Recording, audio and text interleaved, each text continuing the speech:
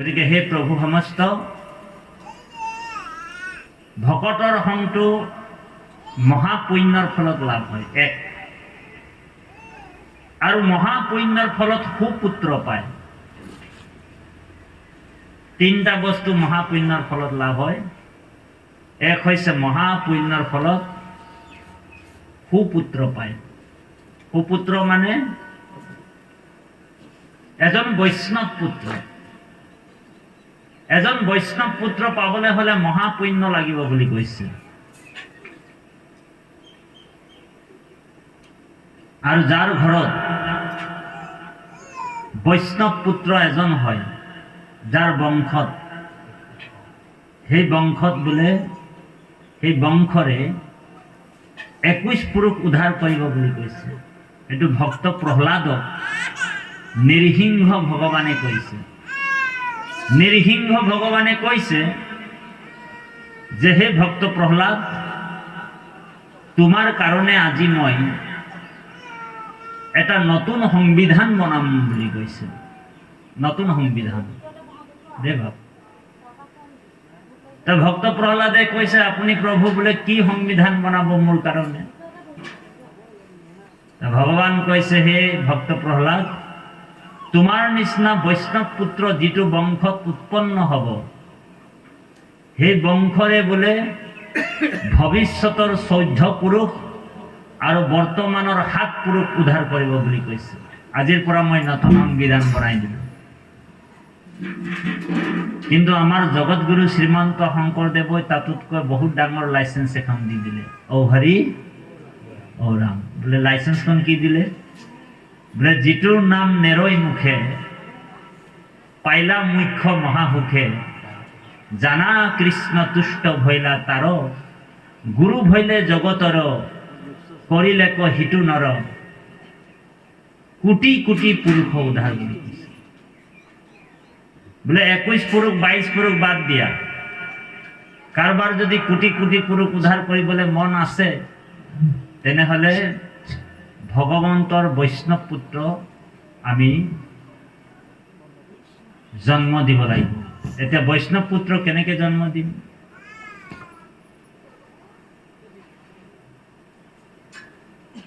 এই পাঠৰ যোগেদি আমি ওলাম। কদৰ্ম একমাত্ৰ পুত্ৰ ভগৱান কপিল মহাপ্ৰভু, আৰু একমাত্ৰ মাতৃ হৈছে কপিলৰ মাতৃ দেৱহতী। দেৱহতী আৰু কদৰ্মৰ বিবাহৰ পিছতে তেওঁলোকৰ গৃহলে স্বয়ং ভগৱন্ত অৱতাৰ হৈ আহি গ'ল। ভগৱানক জন্ম দিবলৈ হলে আমি কি কৰিব লাগিব? আপোনালোকৰ আমাৰ ঘৰতে ঈশ্বৰ সন্তান হৈ আহি যাব, যদি আমাৰ ভক্তিটোত নিষ্ঠা থাকে।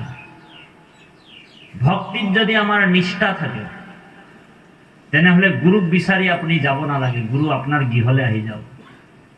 বুজিছেনে? আপোনাৰ ভক্তিত যদি নিষ্ঠা আছে, গুৰুক বিচাৰি আপুনি যাব নালাগে, গুৰু আপোনাৰ গৃহলৈ আহি যাব, কৃষ্ণ আপোনাৰ গৃহলৈ আহি যাব। গতিকে কৃপালু বাপাই সমস্ত আমি পাঠৰ মাজত সোমাই যাম। তিনিটা বস্তু মহাপুণ্যৰ ফলত লাভ হয়। এক হৈছে সাধুৰ সং, 2 নম্বৰ মহাপুণ্যৰ ফলত সুপুত্ৰ পায়, আৰু 3 নম্বৰ মহাপুণ্যৰ ফলত সুভাৰ্যা পায়। ভাৰ্যা মানে পত্নী। এগৰাকী সুনীতি পৰায়ণী, এগৰাকী ভকতি পৰায়ণী আৰু এগৰাকী ধৰ্ম পৰায়ণী পত্নী পাবৰ কাৰণেও আমাক মহাপুণ্য লাগিব। ইয়াৰ ভাঙনিবিলাক আমি পিছত আৰু আগবঢ়াম আপোনালোকৰ মাজত। আমি পাঠৰ মাজত সোমাই যাম। তাৰ আগে আগে 1 মিনিট সময় আমি হৰিৰ নাম লওঁ, কাৰণ বৈকুণ্ঠৰ কল্পতৰু মহাভাগৱত, ইহাৰ উত্তম ফল হৰিৰ নাম মাত্ৰ। হৰিৰ নামে হৰিৰ নামে হৰিৰ নামে গতি, হৰিৰ নামে ভকতৰ কেৱলে ভকতি। এই বৈকুণ্ঠৰ কল্পতৰু শাস্ত্ৰৰ মহাফলটোৱে হৈছে হৰিৰ নাম। আৰু হৰিৰ নামে মানুহক গতি দিব পাৰে। আৰু হৰিৰ নামে হৈছে সুপ্ৰিম সোল। নামতকে আৰু শ্ৰেষ্ঠ আৰু পৃথিৱীত ব্ৰহ্মাণ্ডত একোৱেই নাই বুলি কৈছে। গীতাত অৰ্জুনক কৈছে, হে অৰ্জুন, মই পাছে ভয়লো আগে ভয়লা নাম, মই পিছতহে হৈছোঁ, মোৰ নাম আগত হৈছে। গতিকে সেই নাম বস্তুক আপোনাক আমি একমনে একচিতে যাতে ল'ব পাৰোঁ, 1 মিনিট সময়। তাৰপিছত আমি কপিল মহাপ্ৰভুৰ চৰিত্ৰৰ ওপৰতে আপোনাক পাঠ ভিত্তিত অলপ আলোচনা কৰিম, 2-এটা কাহিনীও থাকিব, আৰু আপোনালোক শ্ৰৱণটো কিন্তু একান্ত বা একাগ্ৰতাৰে কৰিব, পৰিৱেশ এটা ৰাখিব। কাৰণ ভাগৱত লাগিলে 2 ঘণ্টা পঢ়ক, 2 ঘণ্টা শুনক, 10 মিনিট শুনক, আধা ঘণ্টা শুনক, আমাৰ বাপজনে আগতীয়াকৈ আপোনালোকক কৈ গ'ল যে নিশবদে একচিতে শুয়া সাৱধানে একমনে, হয়নে বাপ, আৰু সৰ্বজনে। এই 4টা-5টা বস্তু আমি ভাগৱতৰ কথা মতে ৰক্ষা কৰি আমি শ্ৰৱণ কৰিব লাগিব। আৰু ভাগৱতৰ কথা আৰু এটা ৰক্ষা কৰিব লাগিব, ঈশ্বৰৰ নাম, গুৰুৰ নাম লওঁতে আমাৰ শৰীৰৰূপী ব্ৰহ্মাণ্ডটো লৰি যোৱাকৈ ল'ব লাগে। কৃষ্ণ বুলি ক'বলৈ হ'লে লাজ আৰু ভয় কৰিব নালাগে দেই বা, এইটো বৰ ডাঙৰ ৰহস্য। সেইকাৰণে আমাৰ গুৰুজনাই, জগতগুৰু শ্ৰীমন্ত শংকৰদেৱে পদৰ শেষে শেষে ডাকি বোলা ৰাম ৰাম বুলি কৈছে। আমাৰ গুৰুজনাই মনে মনে বোলা ৰাম ৰাম বুলি লিখিব পাৰিলেহেঁতেন, হয়নে বাৰু? কিয় নিলিখিব? ইয়াৰ ৰহস্যটো আমি পিছত ভেদ কৰিম। আমাৰ গুৰুজনাই ডাকি বোলা ৰাম ৰাম বুলি কিয় লিখিছে, আৰু লিখিব পাৰিলেহেঁতেন মনে মনে বোলা ৰাম ৰাম? ইয়াৰ এটা তত্ত্ব আছে, আমি পিছত ভাঙনি কৰিম, এতিয়া নকৰোঁ। আমাৰ বাপে মাইক ফোনটো লৈছে, কিবা প্ৰশ্ন সুধিমকৈ আছে। খালি প্ৰশ্নটো এনেকৈ সুধিব, প্ৰশ্ন বুলি ক'লে মোক ভয়ো লাগি যায়, তথাপি প্ৰশ্ন এনেকুৱা হ'ব লাগিব জগত কল্যাণৰ প্ৰশ্ন। বংশাৱলী প্ৰশ্ন নুসুধিব, বোলে ৰাৱণৰ বাপেকৰ নামটো কি আছিল, এনেকুৱা প্ৰশ্ন নকৰিব। কাৰণ ৰাৱণৰ বাপেকৰ নামটো আপুনি জানিনো কি কৰিব আৰু মই জানিনো কি কৰিম। অ হৰি, অ ৰাম। আৰু পাৰমাৰ্থিক তাত্ত্বিক কথাৰ প্ৰশ্ন নুসুধিব, কাৰণ আমি সহজ সৰল ভকত মানুহ। আমি প্ৰেম ভক্তিৰ যোগেদি আপোনালোকক যিমান পাৰিম ইমানেই কম। আৰু যিমান ডাঙৰ ডক্টৰ ইমান ডাঙৰে বোলে ইনজেকশ্যন লগাব পাৰিম, হয়নে বাৰু? আমি এনেই পানী লগা চৰ্দি যদি বেমাৰ হয়, তেনেকুৱা বেমাৰৰ দৰৱটো আমি দি দিওঁ। আপুনি যদি কেঞ্চাৰ বেমাৰৰ দৰৱ সুধি দিয়ে, তেনেহ'লে মোৰ ওচৰত কোনো ট্ৰিটমেণ্ট নাই। অ হৰি, অ ৰাম দেই বাবু। গতিকে আমাৰ বাপজনে প্ৰশ্নটো কৰিব এতিয়া।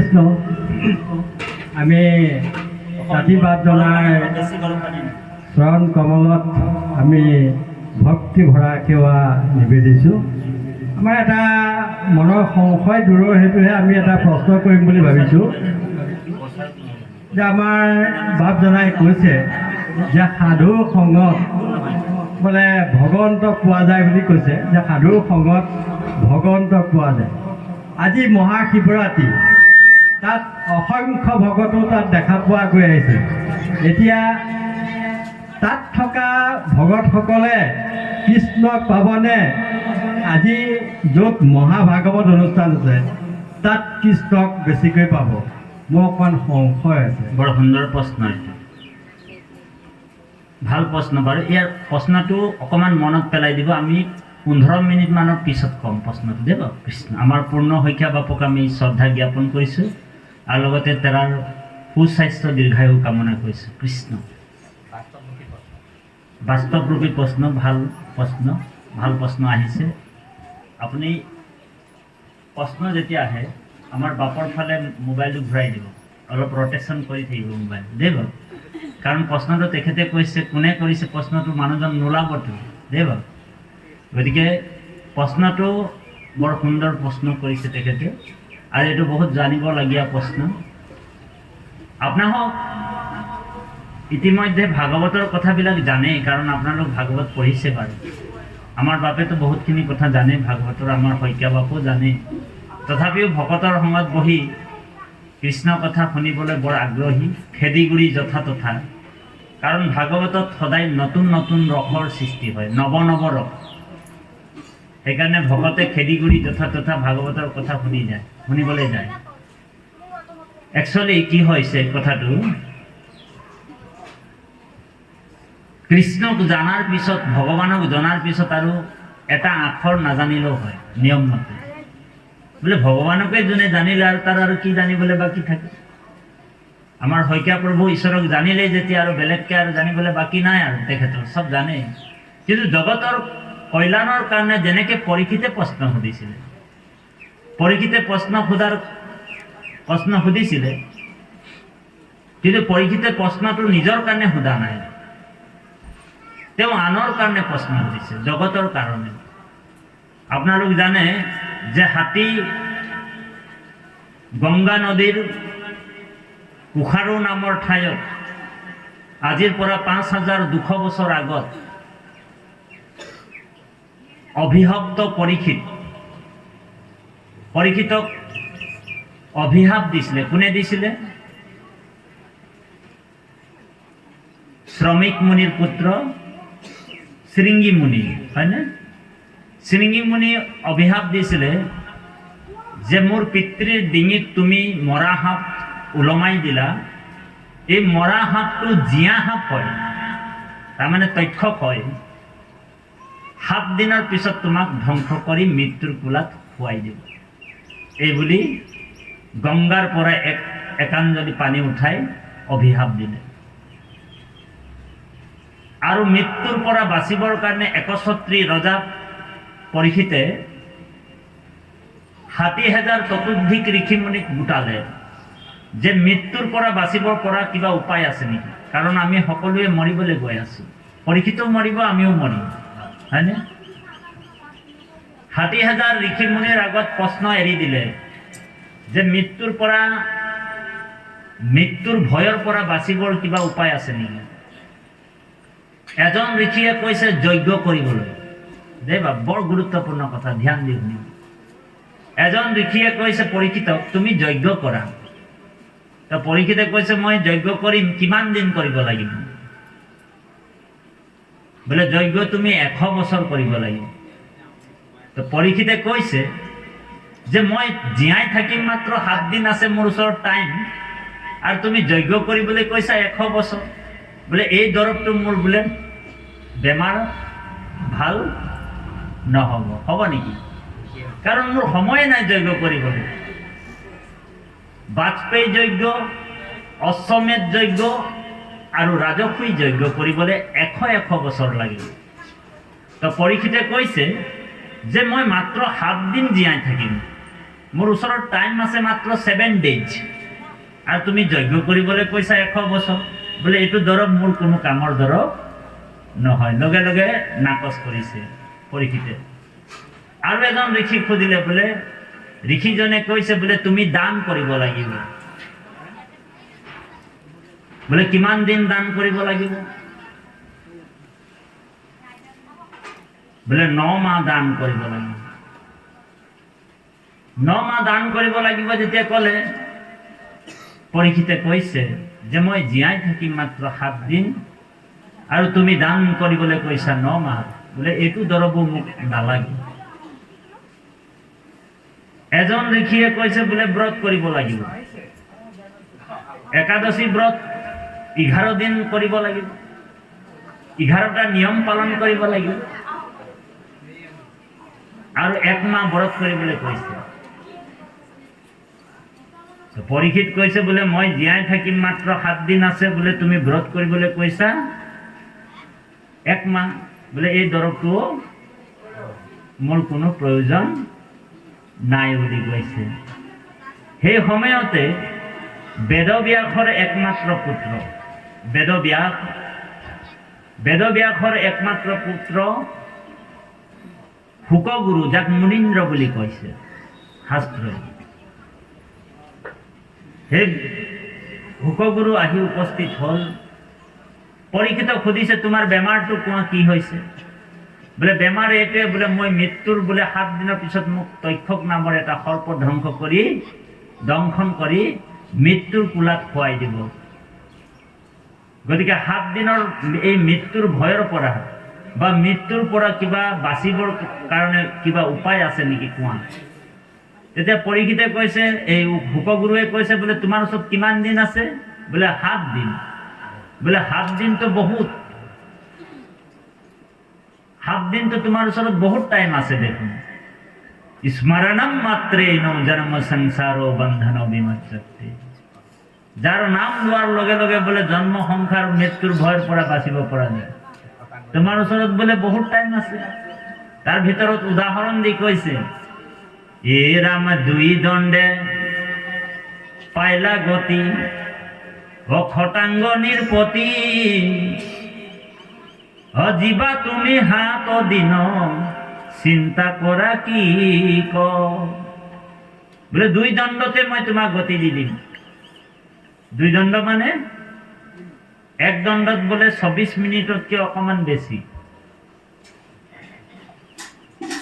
প্রায় 48 মিনিট, 48 নহয়, হয় 48 মিনিটতকে অকমান বেছি, 1 ঘণ্টাও নহয়। 2 দণ্ডতে গতি পাই বোলে কৃষ্ণৰ ভক্তি কৰিম। তোমাৰ ওচৰতো 7 দিন আছে সময়। যাৰ নাম লোৱাৰ লগে লগে বোলে জন্ম সংসাৰ মৃত্যু ভয়ৰ পৰা হাত এৰাই ভৱ সংসাৰ পাৰ কৰিব পাৰে। সেইকাৰণে কৈছে বোলে অল্পকালে সাধে সিদ্ধি কৃষ্ণৰ ভকতি, 2 দণ্ডে পাইলা গতি খটাঙ্গ নিৰ্পতি। বোলে 2 দণ্ডতে তোমাক গতি লাগে যদি তুমি ভাগৱতৰ কথা শুনিব লাগিব।